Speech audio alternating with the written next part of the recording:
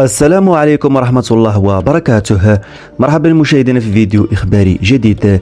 أنباء حزينة في مانشستر سيتي، والد مدرب الفريق مفقود في إسطنبول. الأنباء الحزينة رافقت مانشستر سيتي في أكثر ليالي النادي الإنجليزية فرحة.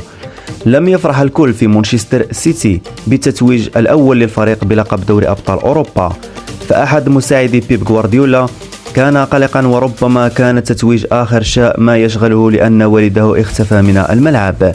وتوج السيتي بلقبه الأول في دوري أبطال أوروبا بعد الفوز على إنتر بهدف دون رد على ملعب أتاتورك في إسطنبول.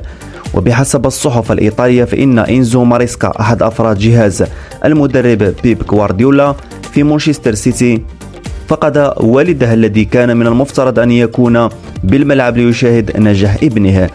اختفاء والد المدرب الإيطالي استدعى تدخل الشرطة التركية التي بحثت عنه مساء السبت، وبحسب سكاي تم العثور عليه في وقت متأخر دون توضيح المزيد من التفاصيل بخصوص الواقعة وأين كان السيد ماريسكا.